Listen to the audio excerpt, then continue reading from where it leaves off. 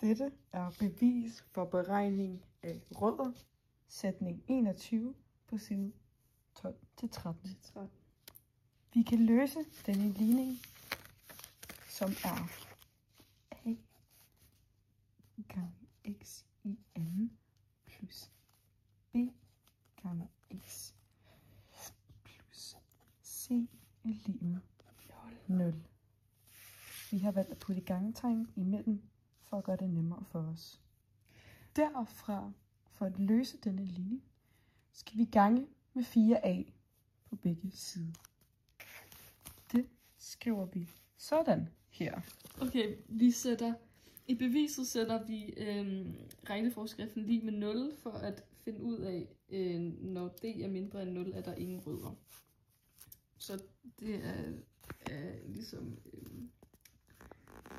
forskriften, og så putter vi den lig med 0. Alright, nu vil vi løse ligningen. Dette gør vi med at gange 4a på begge sider. Så det vil jeg gøre nu.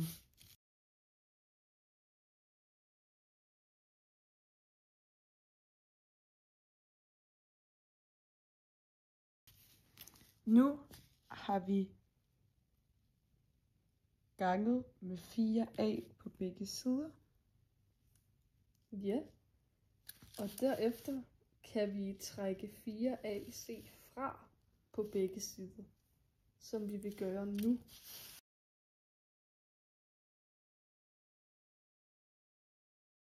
Okay. Næste step er, at vi lægger b i anden til på begge sider, for også at få et led, der minder om vores diskriminant, så vi kan bevise det. Så derfor er næste step således.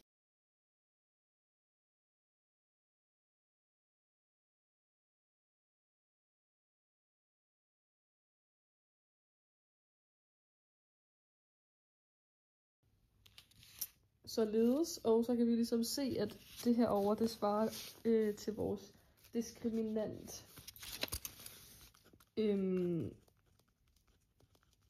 Og vi kan dermed også se, at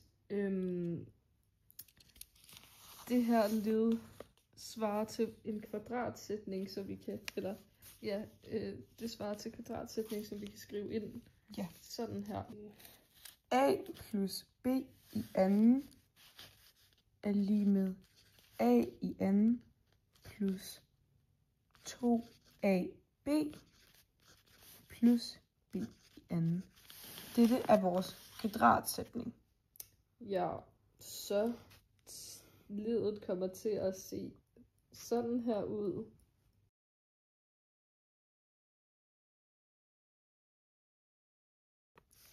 Så d må være lig med noget positivt, da noget i anden ikke kan være negativt, og derfor er det bevist, at for d, der er mindre end 0, vil der ikke være nogen rødder.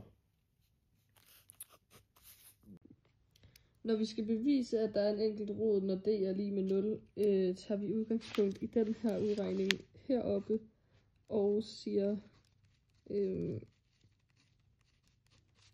sådan her. Ja, og beviset er forklaret i videoen, som at næste step, så hedder den simpelthen 2ax plus b er lig med 0. Fordi det er ensbetydende med det. Ja. Efter det, så bliver vi simpelthen nødt til at trække b fra på begge sider. Så at ligningen vil hedde 2ax lige med minus b, nu når den er blevet trukket fra. Step, og det er jo ligesom at dividere med 2a på begge sider, da det modsatte af gange er dividere.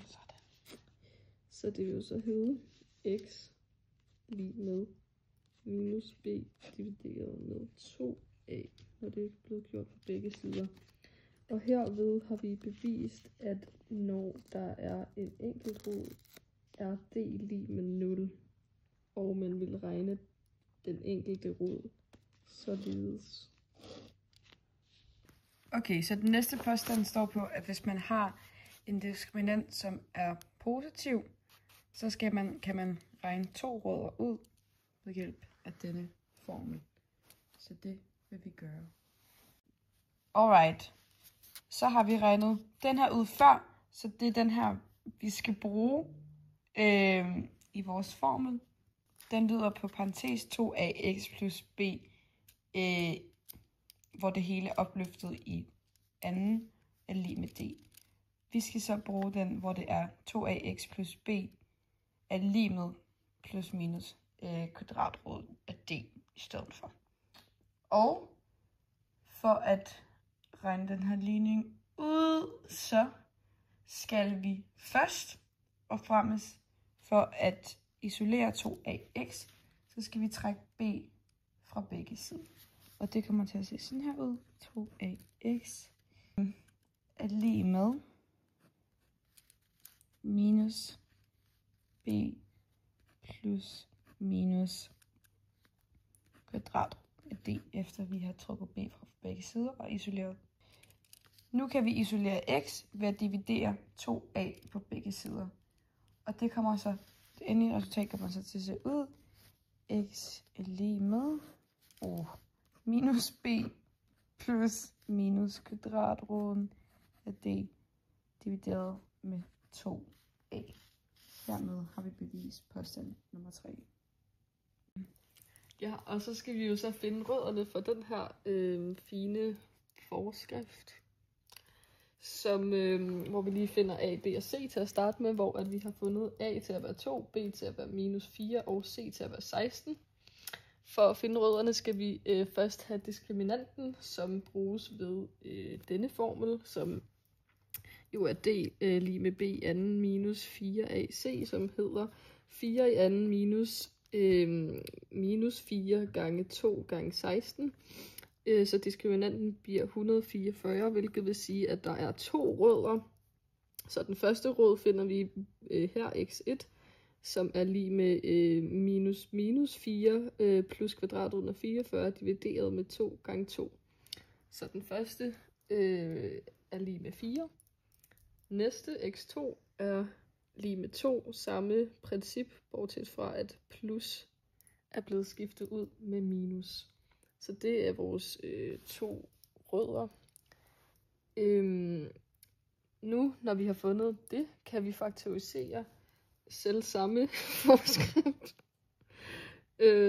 Hvilket vil sige, at vi vil gerne have det her til at ligne det her over.